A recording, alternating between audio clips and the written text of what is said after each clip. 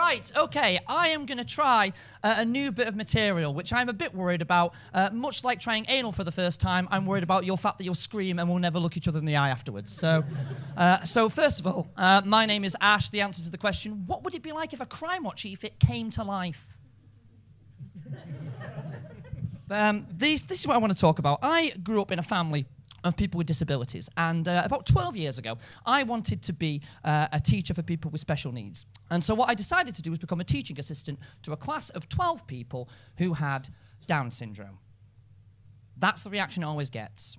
Now, bear with me when I mention this, because I can hear the sort of collective arse of everyone pucker very tightly there, as you're sort of thinking, where's he fucking going with this? Bear with me, there's a reason I bring this up. Now, I was teaching in this class, and the teacher wasn't in that day, so I had to lead the class. Luckily, it was a drama class, and I have a drama degree, and we were learning about Shakespeare. And a member of the class, we're going to call her Heather, needed to go to the bathroom.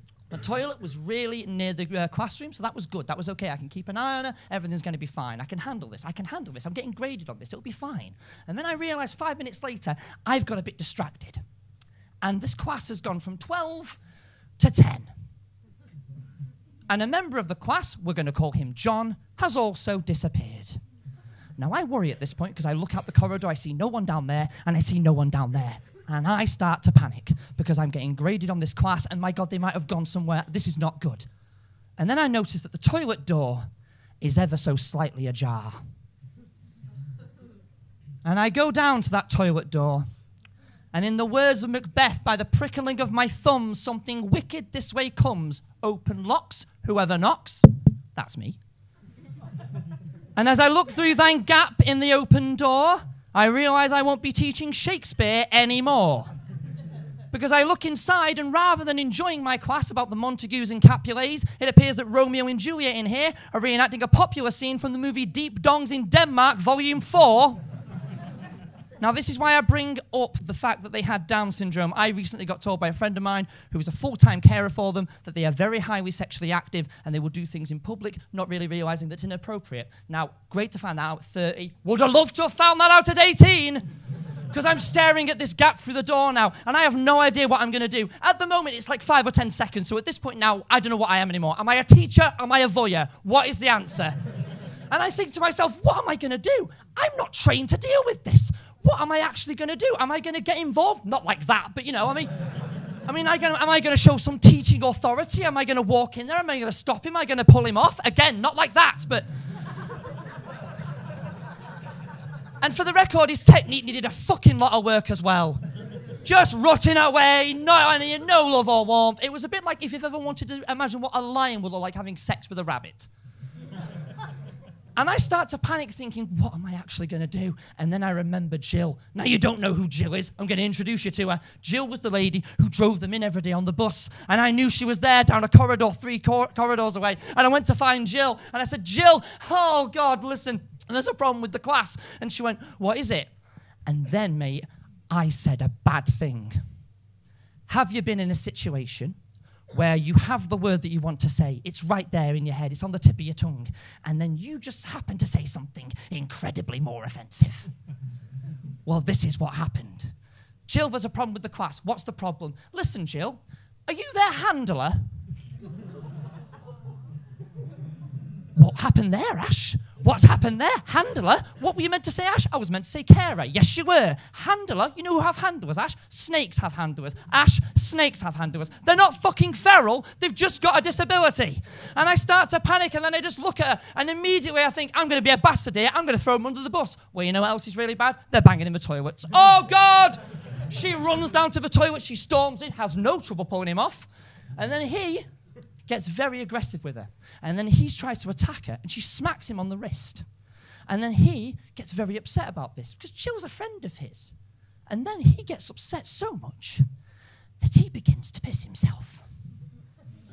Now, I don't know if you recall where I was at the start of this story, but I was teaching a class about Romeo and Juliet and the works of William Shakespeare. Instead now, I'm stood in a bathroom with a man with his pants down, rubbing his wrist, pissing all over the floor, while Jill has a go at him. Heather's bent over the toilet, laughing her head off for no particular reason. And then I remember the fucking class. I've not gone back to the class. There's 10 people in attendance in there. there. That's probably become a fucking orgy.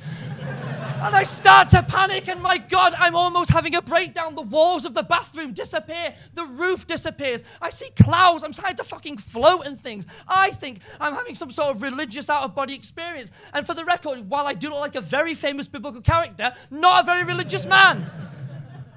And I start hearing bits of words and things that are forming, and I can't really understand it, but I almost feel like I'm being given some sort of message. And as it sneaks through, as it comes through, words start forming, and out of nowhere, I hear 6 words in a sentence that give me the advice that I needed. And all it said was, "I don't think teaching's for you." Probably end on a knob joke. Let's try that then. I'll end on this. A bit of a tip for you guys. Do you have people who ring you up trying to do like cold call sales and stuff, trying to sell you shit? Do you just hang up on them? Guys, have a bit of fun. Fuck with them. When people ring you up, this is what you should do. When you have people ringing you up from like, I don't know, PPI or insurance claims, here's the top one. Hello, sir, have you had an accident in the last 10 years that wasn't your fault? Yes, 10 minutes ago, he's downstairs, shovel next to his head. Can he be around in 10 minutes? It's better in public, though, and I'll finish on this. It's much better in public because when you get stopped by people trying to sell you mobile phones or Sky, this is what I did in Warrington when someone tried selling me Sky. I had a guy come up to me, "Hi, I'm going with Sky TV. Just want to ask, are you happy with your overall package?" And I looked him dead in the eyes and said, "I've got an erection." So as it comes to my overall package, doing just fine. Got a great upgrade to Sky Sports out of that. You've been lovely. Thank you for listening to that new bit and what looked like a man having a massive breakdown. If you want to follow me, you can. I'm getting the 10:30 from Lime Street. I like that one. I'm going to hand you back to Adam Rowe. You've been lovely. I've been Ash Preston. Have a good night. Thanks very much.